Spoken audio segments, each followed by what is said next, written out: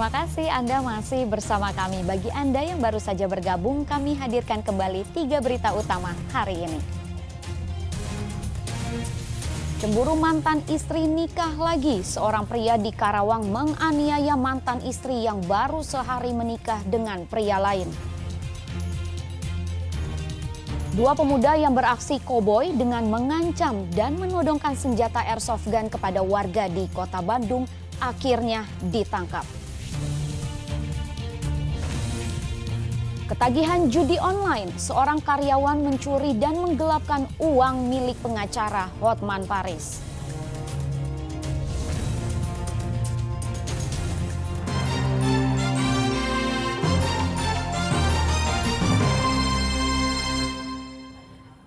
Ketagihan judi online, seorang karyawan restoran milik pengacara Hotman Paris di Tajur, Kota Bogor ditangkap polisi.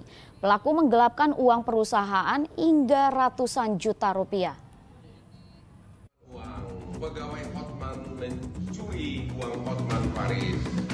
Rekaman kamera pengawas sebuah restoran di Jalan Tajur, Kota Bogor milik pengacara Hotman Paris memperlihatkan seorang karyawan sedang membobol loker berisi uang jutaan rupiah pada 15 Maret lalu. Tersangka bernama Fadil Asara diduga telah menggelapkan uang perusahaan sebanyak 172 juta rupiah dalam 3 kali aksi. Kasus ini menjadi perhatian publik dan polisi setelah Hotman Paris mengunggahnya ke akun media sosialnya. Aparat kepolisian Resor Kota Bogor kemudian meringkus pria yang menjabat sebagai manajer restoran di Purbalingga, Jawa Tengah. Kepada petugas, pelaku mengatakan nekat menghabiskan uang perusahaan karena ketagihan bermain judi online serta membeli sejumlah laptop dan telepon genggam. Yang bersangkutan bekerja sudah selama 1 bulan di Hotman tersebut. Ya. Kemudian yang bersangkutan mengambil uang dari loker tempat di mana dia bekerja sebanyak total 172 juta lebih. Nah, yang bersangkutan mengambil uang tersebut tidak hanya 1 kali saja, ya. Yang pertama 50 juta, yang kedua 90 juta, dan seterusnya. Uang 50 juta yang pertama digunakan untuk judi online. Petugas menyita uang tunai sebesar 1,4 juta rupiah, helm dan sepeda motor sebagai barang bukti. Akibat perbuatannya tersangka dijerat pasal 372 tentang penggelapan dengan ancaman hukuman 5 tahun penjara. Iwan Kurniawan melaporkan dari Kota Bogor.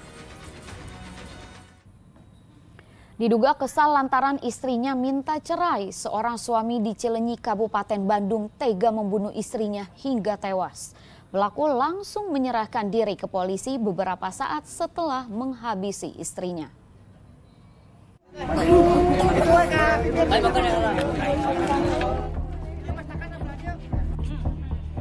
Tangis keluarga pecah begitu jenazah Aiman yang tiba di rumah keluarga di Kampung Sukarame, Kecamatan Cileunyi, Kabupaten Bandung, Senin siang. Warga seakan tidak menduga perempuan berusia 36 tahun ini tewas secara tragis. Warga makin sulit percaya lantaran korban justru tewas di tangan suaminya sendiri, Aman Mudarman. Peristiwa sadis terjadi saat korban sedang tertidur di malam hari. Tiba-tiba saja pelaku menghantam korban dengan gagang cangkul hingga korban tewas di tempat. Usai kejadian, pelaku langsung menyerahkan diri ke Mapolsek Cileunyi. Tersebut telah datang seorang laki-laki ke Mapolsek pada jam 01.35 dan yang bersangkutan diduga pelaku menjelaskan telah membunuh istrinya bernama A dengan menggunakan benda tumpul yaitu gagang cangkul yang dipukulkan kepada istrinya yang sedang duduk tidur, saya ulangi, sedang tidur berbaring di tempat tidurnya sedang menonton TV dan dipukulkan ke kepalanya beberapa kali pada kepala belakang dan samping kiri telinga sehingga menyebabkan korban itu mengeluarkan darah dan ditinggalkan begitu saja di kamar tidurnya. Menurut Ketua RT setempat, pasangan ini tergolong tertutup dan jarang bersosialisasi dengan warga. Namun warga sekitar kerap mendengar pasangan ini cekcok hebat setelah anak mereka meninggal dunia. Korban juga berkali-kali minta cerai, namun ditolak pelaku. Diduga pelaku kesal lantaran korban kerap minta cerai. Yang bersangkutan bersangkutan tergolong bermasyarakat Pak, bersosial Pak, sama warga atau gimana Pak? Enggak, orangnya tertutup Pak. Ya, enggak sosialisasi gitu orangnya. Jarang keluar gitu? Jarang keluar. Misalkan kalau warga yang lain mah posisinya bareng-bareng, kalau misalnya ada musafah lah. Ini mah orangnya tertutup banget gitu posisinya. Udah berapa lama ini Pak korban sama pelaku tinggal di sini? Sekitar 7 tahunan rumah tangganya gitu. Udah punya anak satu, cuma udah meninggal dulu. Sekarang mah berdua ya posisinya. Pelaku sehari-hari bekerja sebagai buruh serabutan, sedangkan korban sebagai ibu rumah tangga. Pelaku kini tidak hanya kehilangan istri, tapi juga terancam penjara 15 tahun karena menghilangkan nyawa orang lain sesuai undang-undang tentang kekerasan dalam rumah tangga. Muhammad Abbas melaporkan dari Kabupaten Bandung. Pasangan pengantin baru di Karawang dianiaya oleh mantan suami mempelai perempuan. Keduanya harus melewati bulan madu di rumah sakit karena kondisi kritis akibat sabetan senjata tajam. Penganiayaan dipicu rasa cemburu pelaku lantaran mantan istrinya menikah lagi.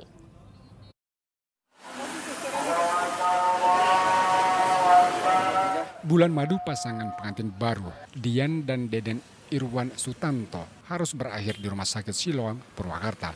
Keduanya dianiaya secara brutal oleh mantan suami mempelai wanita, sehingga harus dirawat karena mengalami luka serius. Bercak darah korban masih terlihat di depan rumah. Polisi memasang garis polisi di rumah korban untuk kepentingan penyelidikan. Sang suami mengalami luka serius pada bagian perut, sedangkan istrinya pada bagian tangan akibat sabetan parang. Diduga kuat penyerangan terhadap pengantin baru ini karena pelaku cemburu lantaran mantan istrinya menikah lagi. Dianya nikah lagi gitu. Sama dia nikah lagi. Nah, terus yang sebenarnya kawan saya. Oh, jadi cemburu ini mantan suami Ya, cemburu. diperkirakannya cemburu lah. Itu dianiaya pakai apa Pak? Kalau boleh tahu? Ya nggak dengar sih, cuma pakai semacam parang. Peristiwa horor terjadi sehari setelah pasangan ini menikah pada hari Minggu di Dusun Sukamulya, Desa Jomin Barat, Kecamatan Kota Baru, Karawang. Namun pada hari Senin dini hari, keduanya didatangi mantan suami korban. Pelaku tanpa basa-basi langsung masuk menyerang kedua korban yang sedang tertidur lelap. Penyerangan juga dilakukan pelaku di depan anak mereka. Dan langsung membacokkan atau melukai pada bagian perut korban. Pada saat itu sedang tidur hingga korban mengalami luka robek pada bagian perut. Dan lalu istri korban sempat menolongnya, namun tangannya pun terkena sayatan oleh pelaku. Setelah itu pelaku keluar dari rumah dan melarikan diri. Dan korban dibawa oleh istri atau saksi, yaitu saudara Dia Mayasari, ke rumah sakit. Dan untuk saudara Soleh ini adalah pelaku ini adalah mantan suami istrinya, yang mana memang si saudara Mayasari ini baru menikah aja dengan korban. Kedua korban saat ini tengah menjalani perawatan intensif di Rumah Sakit Siloam, Purwakarta. Sementara pelaku masih diburu polisi karena kabur usai menganiaya korban. Samsun Nursa melaporkan dari Karawang.